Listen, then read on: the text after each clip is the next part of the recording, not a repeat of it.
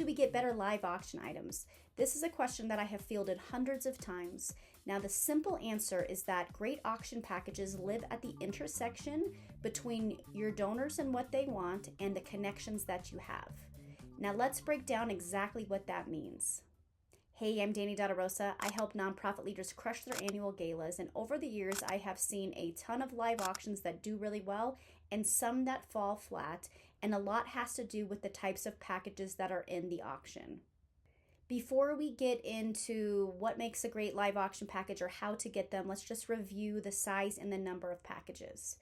In terms of the number of packages, 5 to 7 is generally correct for most galas. That's because majority of your audience doesn't even have the means to bid on these packages, and each one takes about 3 to 4 minutes to auction off. So you don't want something that's dragging on for too long and sucking the energy out of the room.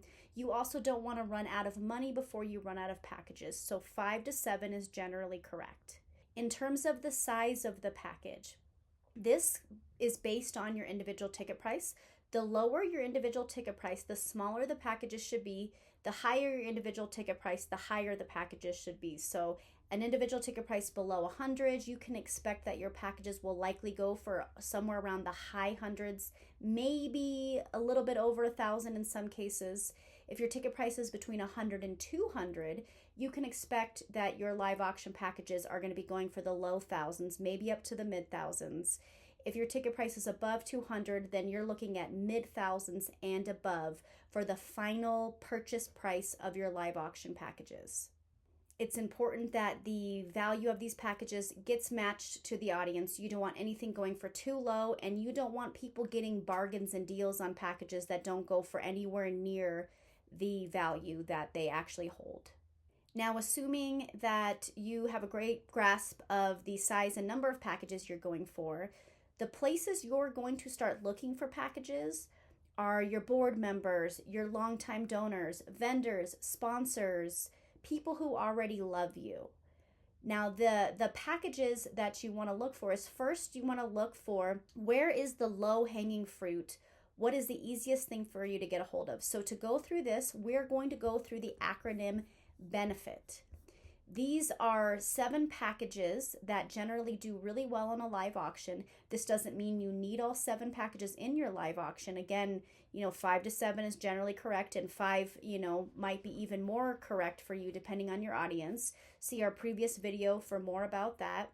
But you want to look at each one of these categories and see what is already low-hanging fruit for you. We're going to start off by looking at B. B is booze, wine, and spirits. So this is like a wine cellar or a booze wagon or something, a really unique wine tasting, something in that department. I've seen a lot of schools able to make wine cellars pretty easily by getting, a little drawing going that says for, every parent that drops off a bottle of wine above $25, you're entered into a drawing to win $500 off tuition, something like that. Sometimes, board members, it's like bring 1 to 2 bottles of wine above a $25 value to each board meeting. Maybe you have some connections to some distributors, but creating a wine cellar of like 25 to 60 bottles can be really popular as one auction item by itself, especially if you have 1 or 2 bottles that are valued, something a lot higher, maybe $75 to $100 or something like that. So that's B. The first E is exclusive dining. So think private catered dinners, something where you get a chef's table at a restaurant, maybe a really high-end cooking classes or something like that that are hard to get. People always have a reason to go out and eat and celebrate. Anniversaries, client appreciation events, birthdays, there's so many things to celebrate, and frankly, we're always eating and we always have to eat. So it makes a great live auction package. One idea also is to ask your caterer if they're willing to donate a catered dinner in someone's home. In a lot of cases, they will make that part of their package. Sometimes you might need to pay a small fee for some of the food or something like that, but it could be well worth it for your live auction. N is nimble and notable. This is a really great area of opportunity where we have the low-hanging fruit that I was mentioning. Now, this is packages that you put together with smaller donations. So think date night packages, family fun packages, sports packages. A date night package could be 4 to 6 really great dates, with a date being symphony tickets, an amazing bottle of wine, and a gift card to go to a restaurant downtown. Maybe the second date there is an overnight stay at, a town that's within an hour drive, a nice breakfast gift card there, and a gift card to go shop at one of their local boutiques. Something like that. Now, creating 4 to 6 of those is what makes it a valuable, larger live auction package. When your donors are hearing date after date and gift card after gift card, as the live auctioneer is describing it, they get really excited about it and, really excited about bidding on it for their family, their significant other, whatever that is.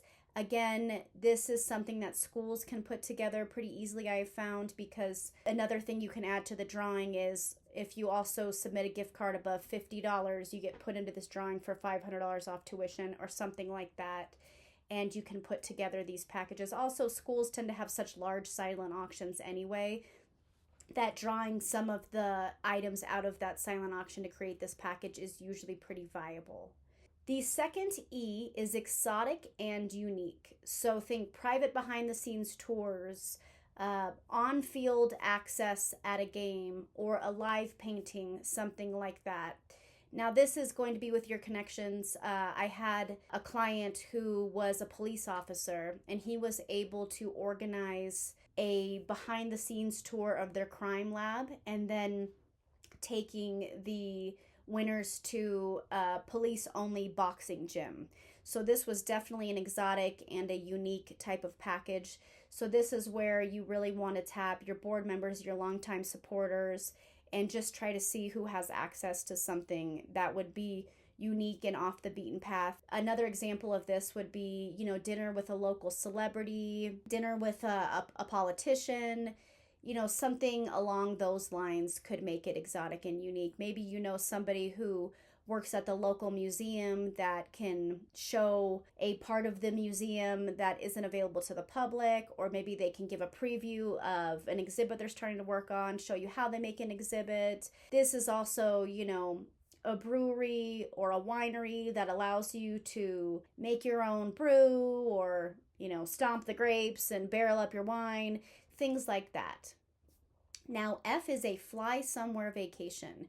So this is, at least 5 to 7 days. This is out of state, not necessarily out of the country, but this is definitely where you fly somewhere. When it comes to this, I get this question all the time of, how do we get these better vacations? How do we get these vacation homes, especially when we get to the next one, which is in-state vacations or staycations? The answer to that really is it is your connections and your network. So you want to look, again, at longtime supporters, vendors, sponsors, board members, and the key is that you want to make a very specific ask for what you're looking for. You don't want to say, does anybody have a vacation home they can donate? You don't want to say, is there anything big like that you can donate for any amount of time? Anything that's an ambiguous ask is really hard to act upon. So if you can say something more like, we are looking for a house that's on a beach property, maybe Hawaii, maybe Florida, maybe Mexico. We are looking to put a beach home in our live auction. We want to make sure that the person can stay there for 5 to 7 nights and that they have access to the beach within a mile of where they're staying. As an example, if you can get more specific with your asks, you're more likely to be able to figure out who has access to something like this. But again, you want to ask even vendors, sponsors, along with, your board members and your longtime supporters. Putting it out in an email blast is, this is a way that you can really support our fundraising, and putting that specific ask in there is really helpful. So again, fly somewhere vacation is F. I, in-state vacation or staycations. 3 to 5 days, somewhere within driving distance. These shouldn't be underestimated because people nowadays don't have as much time. So a smaller vacation that's easier to get to can be really popular. Here in the Colorado area, a mountain home is really popular at really any of our mountain locations. So to get that and find connections to homes like that, it's the same thing as a fly somewhere vacation. Last up, this category to me is the most important for every single live auction to have this category. It is probably the lowest hanging fruit, and it accomplishes more than one goal with it. So this is a treasure tradition. This is something that comes from the organization and can only be purchased in this moment at this gala. So examples of a treasure tradition are at a school, it's front row parking, a reserved parking spot, or front row seats to graduation that are really hard to get. Or maybe it's a Catholic school and the father will come over to your house and have a private mass and dinner for up to 20 people. At an animal welfare shelter that I work with, we do something called Rescue Ride, where two people get to go along with the man who traps hordes of cats and brings them back to get them spayed and neutered and releases them, or transports large hauls of dogs that need to be moved to another shelter or wherever they need to be moved to. So two people get to go along with him on this adventure. I've actually been brought on this adventure with one of the people that bought it. That year we sold it twice for $3,500 each, which was really great. And it was a really fun experience. Now, why these treasure traditions accomplish more than one goal is because they not only make you money, they typically are something you can also sell more than one time, which is a great live auction package, but they also bring your supporters closer into your mission. And for your supporters that already have it all, and they maybe already have their timeshares or the places they like to vacation, this is something for them to buy that they're going to be really excited to purchase. Other examples of treasure traditions I've seen is your pet can go on the front of the calendar cover. For schools, this is like your principal for a day, or like a kid's party at school after hours where they get to play games in the hallway, then they get a pizza party, and then they get an ice cream party. The point of a treasure tradition is to just be really creative with it and make sure it is something extremely unique and personal to the organization. So the benefit acronym gives you an idea of what some great packages are. Another thing to remember is that each live auction slot is like a precious piece of real estate. You could put a single family home on it, a duplex, or an apartment complex. And in your live auction, that translates to packages that can be sold more than once. A package you can sell more than once is really attractive because we take the same amount of time, but we double or triple or however much the ROI that happens in that one slot. This brings me to consignment packages. I get this question a lot too, which is like, should we buy one of these nice vacations from X, Y, and Z company? And the question usually isn't super straightforward. It depends. We want to use consignment packages to add value to our live auction, but we don't want to build our live auction based on consignment packages. One of the main reasons being ROI. A lot of the money goes to the consignment company and less goes into the nonprofit's pocket, just depending on how much the auctioneer sells it for. Now, this isn't entirely a bad thing, because one of the positive things about consignment trips is that your affluent donors tend to also be affluent travelers. So offering them a well-curated trip where they can call somebody else for their concierge and you don't have to play travel agent is a really appealing thing about a consignment package. The mistake that I've seen in the past is when we do our live auction before our paddle raiser, and then we sell multiple consignment packages, 7, 8, 9, 10, 12 packages, and we've sold them for $3,000 each. The nonprofit has made $1,000 on each of them, and then we get to our paddle raiser and we don't have any money left in the room for our paddle raiser. The reason that's disappointing is because the nonprofit only got $1,000 per one of those trips, but the donors shelled out $3,000 per trip. If we were to do that in the reverse order and first try to get as much money as possible in the paddle raiser and then try consignment trips, that's better for the nonprofit overall. But in general, it's not that consignment trips are bad. We just want to be strategic about adding them and making sure they're not the basis of our live auction. We also want to make sure that if we are offering a consignment trip to our donors, we have vetted it properly. Not all of these consignment companies are created equally. I have heard some horror stories, and I've also heard some amazing stories about some incredible trips and experiences they've had, not only with the company, but on the trip.